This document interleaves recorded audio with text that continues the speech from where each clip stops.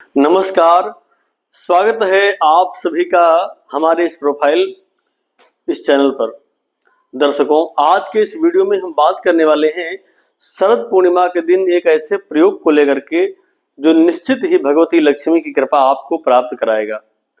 यानी भगवती की कृपा आपको प्राप्त होगी और आपके जीवन में धन धान्य का जो अभाव चल रहा है वो निश्चित है कि उस अभाव को दूर करेगा। दर्शकों, यद्यपि आप सोचें कि केवल मात्र इस प्रयोग से ही आपको लक्ष्मी प्राप्त हो जाएगी या लक्ष्मी प्राप्त हो जाएंगी, तो शायद ये संभव नहीं होगा। उसके लिए आपको परिश्रम तो करना है। ये उपाय मैं उन लोगों के लिए कह रहा हूं, उन लोगों के लिए 100% ये उपाय कारगर होगा जो व्यक्ति अपने जीवन में पूर्ण रूप से परिश्रम कर रहे हैं, अपने व्यापार में, अपने नौकरी में, किंतु इतना करने के बाद भी अगर वो सफल नहीं हो रहे हैं तो ये उपाय आजमाएं। ये उपाय निश्चित रूप से उनके लिए कारगर होगा और उन्हें हर प्रकार से लाभ देने वाला होगा, बशर्ते श्रद्धा भक्ति के साथ किया जाए। दर्शकों, शरद पूर्णिमा के दिन, उस दिन चंद्रमा की अमृतमयी दृष्टि होती है।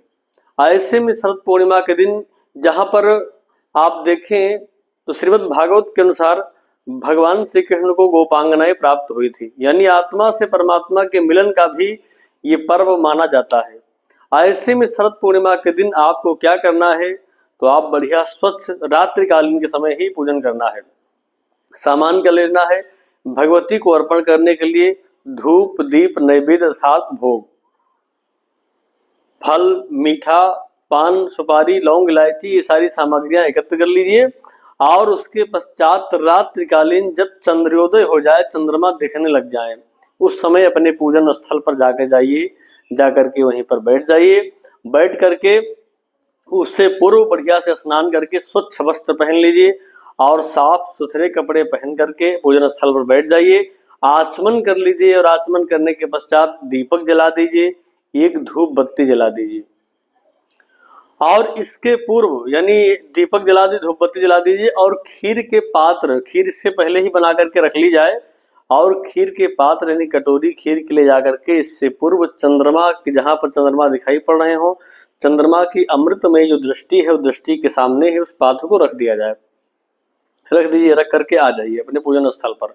और पूजन स्थल पर आ जाइए, दीपक आप जलाए हुए हैं, धूप बत्ती जलाए हुए हैं। इसके पश्चात भगवती लक्ष्मी जी की पूजा करिए। जो आपके पास सामग्री है, रोली, चंदन, हल्दी, कुमकुम आदि सब चढ़ा दीजिए।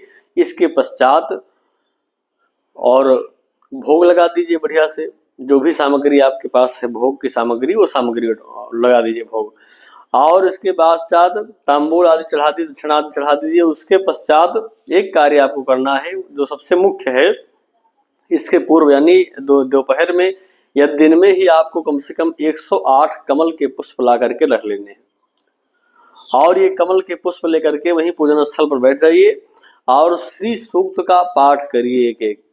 अगर आप स्वयं पाठ कर सकते हैं तो स्वयं करिए, नहीं कर सकते हैं तो मोबाइल के द्वारा आज के समय यूट्यूब आदि पर बहुत से श्री सूक्त के पाठ आपके वीडियो मिल जाएंगे, वहीं पर रिकॉर्डिंग बजा दीजिए। और शुरुआत से एक पाठ जब पूरा हो जाए तो एक कमल उठाइए और भगवती लक्ष्मी कमला के चरणों में चढ़ा दीजिए। इसी तरह से क्रम से एक एक पाठ पूरा होने पर एक एक कमल पुष्पों को जगदम्बा के चरणों में अर्पित करते चलिए, अर्पित कर दीजिए। और उसके पश्चात जब आपके 108 पाठ पूरे हो जाए और 108 कमल भी उनके चरणों में चढ़ जाए, इसके पश्चात आरती कर लीजिए।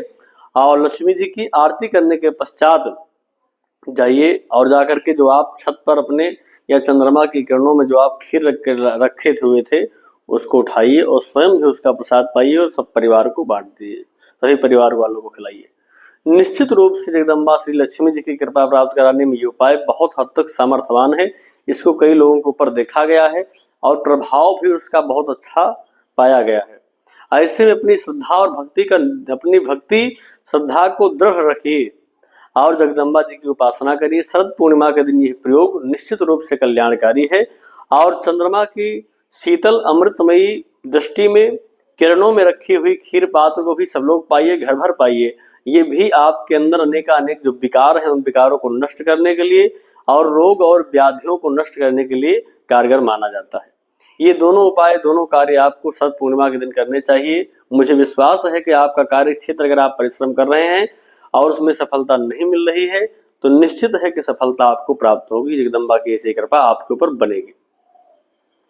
दर्शकों, तो आज के लिए बस इतना ही। पुनः मिलते हैं एक नए वीडियो और एक नई जानकारी के साथ। तब तक के लिए आप सभी को नमस्कार।